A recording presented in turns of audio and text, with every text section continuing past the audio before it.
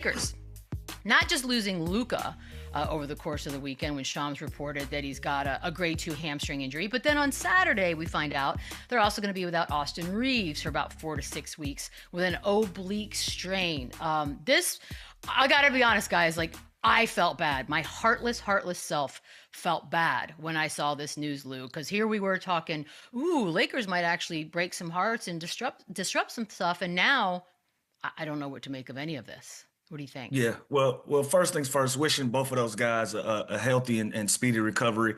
The game is much better with both of those guys involved. So you hate to see them go down, and especially at this juncture of the season, where a lot of teams are loading up, getting ready for a great postseason run, and the Lakers were in the thick of things. They were right there in that conversation, and now you have your one and your number two guys go down, and that puts a lot of responsibility on LeBron James and co. And as you could see last night, that game against Dallas, LeBron James is used to being the number one guy. He's used to carrying a basketball team and putting them in a position to try to win basketball games. They just didn't have the firepower around that to sustain against the Dallas Mavericks team who, by all accounts, really don't want to win a lot of these games and want to try to, put themselves in the best position possible for the next year. But give credit where it's due. Cooper Flag had a hell of a night. He went out there and balled out like crazy, and he took advantage of the opportunity of a team that was limping into that game. But on the Lakers side of things, I just don't know where they go from here. This is going to bleed into the playoffs. It's going to bleed into a important first round matchup with whether it's going to be Houston or whether it's going to be Minnesota. They're going to need everybody on deck, and they don't have the guys that they absolutely need to be there. So that's going to be an interesting thing to see how they adjust in the next 8 days before these playoffs do start. But as you can see last night, like I said, LeBron James, he stepped in the gaps, did everything he could. But where did they go around that?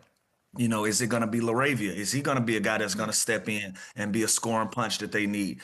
Jackson Hayes last night had 23 points off the bench. That's a great night for him, and that'd be a great added bonus for the Lakers. But is that something that's sustainable that you can rely on game after game going into the postseason? DeAndre Ayton is going to be a guy that's going to have to step up and be one of the marquee guys, hopefully until one or either both of these guys get back in the lineup for the Lakers. But right now, it's nasty work. This is a bad part of the season to have these type of injuries, and for the amount of time that these guys are going to be out, it's going to create some adversity for the Lakers. So we'll see how they deal with it. Yeah, I think that's super unfortunate for the Lakers, especially at this point. I mean, Lou, you can attest to it when you're looking forward to going to the playoffs at the end of the year. You're like, I know what I get from my 1 through 5 guys. Now, maybe the last 4 games of the season, am I looking to see what I can get from 5 through 10 or 5 through 11?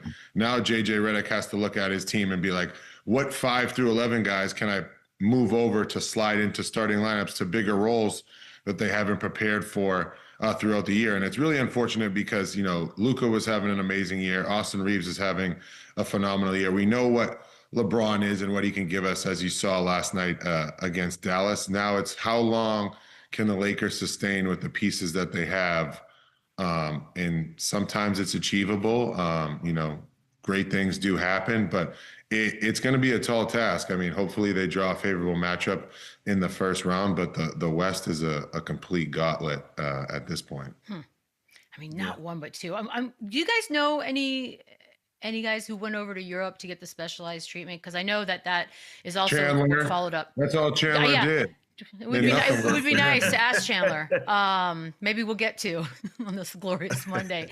Yeah, because I'm wondering, that is reported. Luka's headed overseas. That's from the Lakers medical, from his own personal medical. They're going to go see if they can get some specialized treatment to speed things up a little bit. It is fascinating, though, that you can go over there and get things done that you can't get over here.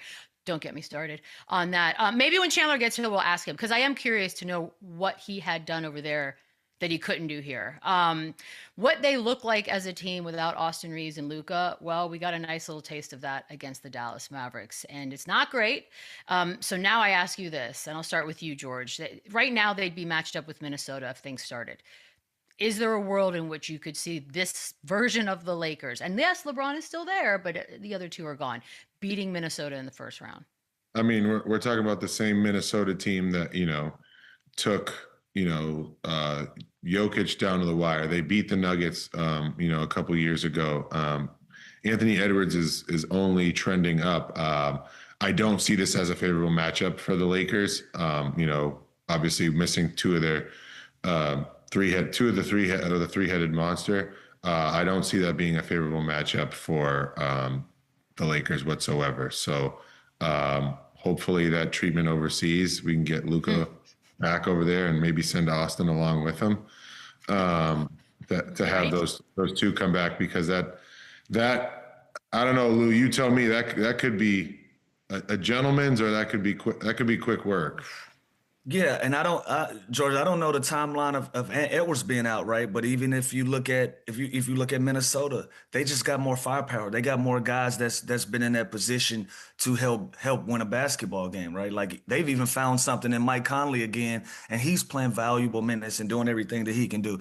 I know they lost a tough one last night to the Charlotte Hornets, so they have their fair share of issues as well. But when you look at this Lakers team, when you have the one and the two guy go out, like if Minnesota had Julius Randle go out along with Anthony Edwards, we might have a conversation and say, well, let's see who's the better of the two teams with their supporting cast. But again, when you got LeBron James and he becomes your number one option again at this stage of his career, he's going to give you an opportunity to win basketball games. But it's no secret he's going to need help with that team, with the West and how it's built and all of these talented teams. So if it comes down to a Minnesota matchup, everybody has to bring up their level of play. Luke Kennard, down to Jackson Hayes, like I said, Marcus Smart, DeAndre Ayton. All of these guys are reputable guys, but now they are forced to be in a position that they haven't been in. They were the supporting cast when you had Luka and when you had Austin Reaves in the lineup. Now that they're out of the lineup, you need these guys to step up and be household names. Like you need a guy like Luke Kennard who had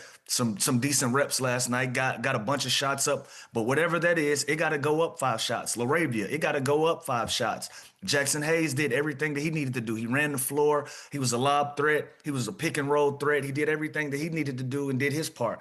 DeAndre Ayton played last night. He was in the right positions. Now, in playoff basketball, as you know, George, something is going to get taken away. And 9 times out of 10, with Luka and Austin Reeves out of the lineup, that's gonna be LeBron James. They're gonna try to minimize his touches in the ways that he's gonna play the game and be comfortable. So what does that leave you? That leave you other guys that's gonna have to go out there and fill in the blanks and try to win a basketball game after basketball game in a 7-game series. And right now, with the way that Minnesota's playing, with the way that the Lakers is playing, it's gonna be an interesting matchup. And I really can't call it, but if I had to, with any team with Luka out of the lineup, any team with Austin Reeves out of the lineup, it's just going to be tough to compete against anybody in the 7-game series right now. So does that go for Houston too? Like there's nothing a little more favorable, less favorable than if it's the Rockets, because that's also possible. That's worse to me.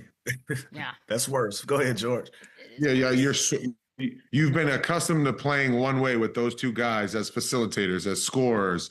I don't know exactly what the numbers are, but they probably make up for a lot of points, assists, and now you have to completely throw that out the window and be like, okay, About 60 LeBron, like, points, about close to 60.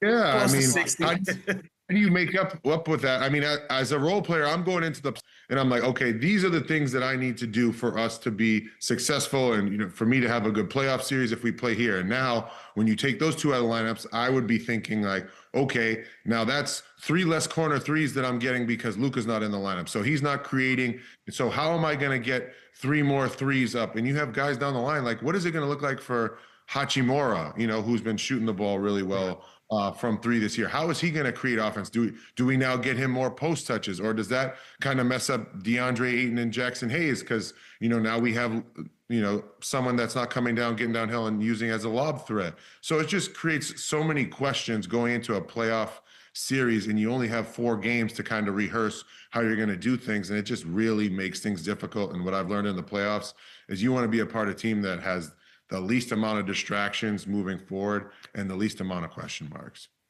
Absolutely. It's still a little surreal. Like this is crazy that both these guys are The out. timing is They so do. bad. It's a lot. It's a lot to digest in a 48-hour period of time. We know that the Reeves situation that has been lingering for the Lakers. They're gonna have a big decision. He is eligible for a max deal. That's just a whopping 5-year, 241 million bucks. Nice. We know a lot about him. He's had a career year in scoring. You guys, I don't know, Lou, if you're writing those checks, you doing this? Listen, I want everybody to get their money right, but when you look at the Los Angeles Lakers, they're about star power. They're about absolute bona fide stars. And if somebody is eligible for a max extension and you feel like he's worthy of that and you feel like he can become one of those like Austin Reeves has done and he's put himself in a great position, absolutely you look at that. But I think the Lakers are also going to look around the league and see who can we bring in not only to win us basketball games, but continue on in the Showtime Lakers and what we do. As you know, they don't develop talent. The Los Angeles Lakers, they compete for championships. And if they feel like Austin Reeves is a guy that's going to be a corner piece or a centerpiece for them to win a championship, he's going to have the opportunity to go out and get that max. So if I'm the Lakers, I don't know if it's not my decision to make, but I'm sure they're going to look around and see if they can go get a household name. If not, if Austin Reeves is the guy that they feel like that can be bona fide and can develop into being a household name, like I said, like he's done so and had an opportunity to be an all-star and have an opportunity